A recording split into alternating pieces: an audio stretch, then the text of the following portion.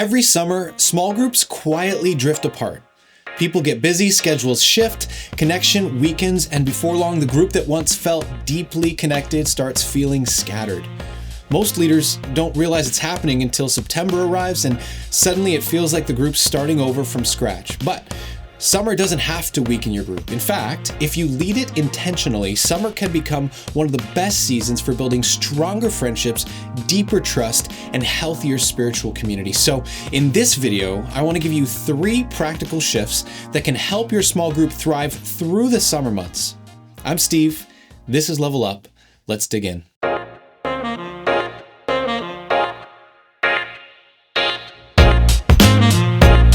Summer strategy 1 is this: keep meeting, but change the rhythm. One of the biggest mistakes groups make during the summer is assuming that less structure means less intentionality, and it doesn't. Actually, summer usually requires more intentionality because relationships naturally drift when shared rhythms disappear. And this matters more than we think. Small groups aren't just weekly meetings. They're environments where authentic spiritual friendships can be formed, places where people can be encouraged and challenged and prayed for and known and reminded that they're not walking through life alone. When those rhythms disappear for several months, groups often lose momentum much faster than leaders expect. And that's why our recommendation is simple: keep meeting through the summer. Now, that doesn't mean that summer has to look exactly like the rest of the year. Actually, we'd encourage the opposite. Summer is a real great opportunity to change the rhythm, to freshen things up, to create different kinds of connection, but not to disappear. Because here's what often happens. A group will take the summer off, thinking everyone just needs a break, and by the fall, people walk back into the room feeling slightly disconnected from the people that they were once deeply vulnerable with. Momentum fades, trust feels weaker, the group feels harder to restart, and honestly, that drift can happen quietly. So yes, keep meeting. And here's the part that might actually sound pretty intimidating. We actually recommend continuing to meet weekly. Now, before you panic, we're not saying every week needs to feel like a formal Bible study. Actually, one of the healthiest things you can do is to alternate the rhythm of your gatherings. One week, have a more intentional discussion or relational connection night, and then the next week, do something social or active or experience-based. Then, just keep alternating. Discussion night, shared experience. Discussion night, fun activity. That rhythm works really well during the summer because it keeps people connected without feeling overly rigid or heavy. And honestly, some of the deepest spiritual connection in groups happens outside of formal Bible studies. It happens while we're golfing or sitting around a fire or helping somebody with a project or laughing on a patio, spending unhurried time together. Because healthy groups, they're not just built through structured meetings, they're built through shared life. And that leads us to the second strategy. And hey, if this is helpful for you as a leader, would you consider subscribing below? We release new Level Up videos every month to help small group leaders build healthier groups, lead better conversations, and create environments where authentic spiritual friendships can truly grow. So if you're serious about growing as a leader, we'd love to have you with us. Now, even if your group keeps meeting regularly during the summer, there's still another challenge many leaders face. Summer strategy number 2 is this: lead by delegating. Now, here's the tension many group leaders feel. I know we should probably keep meeting, but honestly, I'm tired. And if that's where you are, we want to say this clearly: that is okay.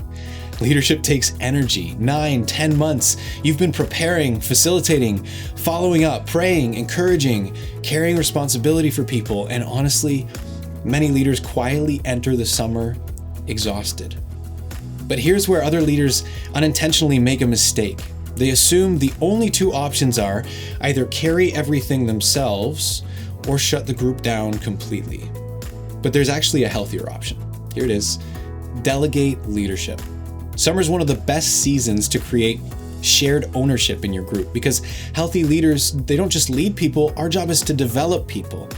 Ephesians 4 reminds us that leadership is about equipping others for ministry, helping them grow and step forward and use their God-given gifts, and summer creates an incredible opportunity for that. So here's a practical way to approach it. Before summer begins, create a simple schedule, assign different nights to different people. One person hosts, another organizes the activity, another facilitates discussion, another plans the social night. Give people ownership. And honestly, you might be surprised how much this actually strengthens your group. Because when people help shape the group, they actually become more invested in it. They stop seeing the group as something they merely attend, and they begin seeing it as something they help build. Now, here's the key. Delegating does not mean disappearing yourself.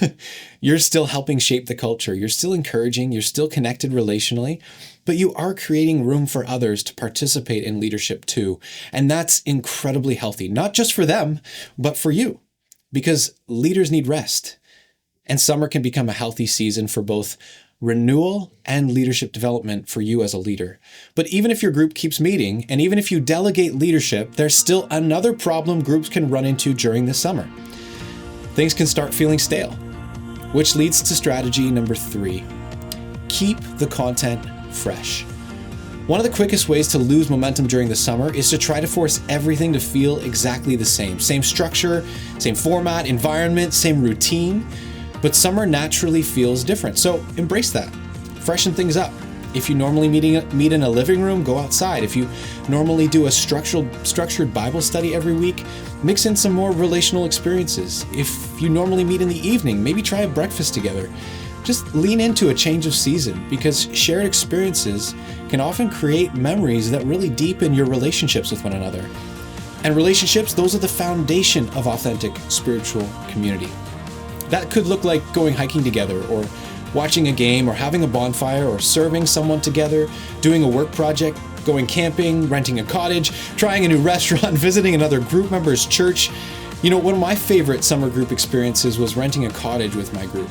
We cooked together, we played some games, we spent some time around the fire, swimming, had meaningful conversations late into the night, and honestly, those moments created connection that carried into the rest of the year. Spiritual friendships grow deeply through shared experiences, not just shared information. And here's something important to remember. Summer gatherings do not need to feel impressive. They just need to feel intentional. People aren't longing for perfect programming. They're longing for meaningful connection. They want to feel known and encouraged and included and pursued. And when group leaders intentionally create space for that, summer can become one of the most spiritually fruitful seasons of the year. Now, some people in your group may still miss some weeks, and that's normal. People travel, schedules shift, life changes during the summer. But there's a big difference between missing a few gatherings and emotionally disconnecting from the community entirely. An intentional summer leadership helps prevent that drift. So let's bring this all together. A lot of groups survive the summer, but very few truly leverage it. Very few use it to deepen friendships, build trust, create shared memories, and strengthen authentic spiritual community. But your group can, not through perfection or pressure, but through intentionality, consistent connection, shared experiences, meaningful conversations, and spiritual friendship. And honestly, some of the most meaningful moments in your group experiences this year might not happen during a formal Bible study.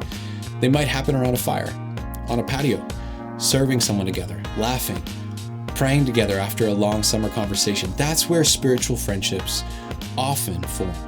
So don't waste the summer, lead it intentionally, because healthy groups aren't built only through meetings, they're built through shared life. Group leaders, thank you so much for faithfully investing in your groups week after week. We'd love to pray for you as you lead, and we'd love to support and encourage you however we can. Let's keep depending on the Holy Spirit as we lead. Without Him, we have nothing of true value to offer, but with Him, lives will be transformed. Next Level Ministries is based in Ottawa, Ontario.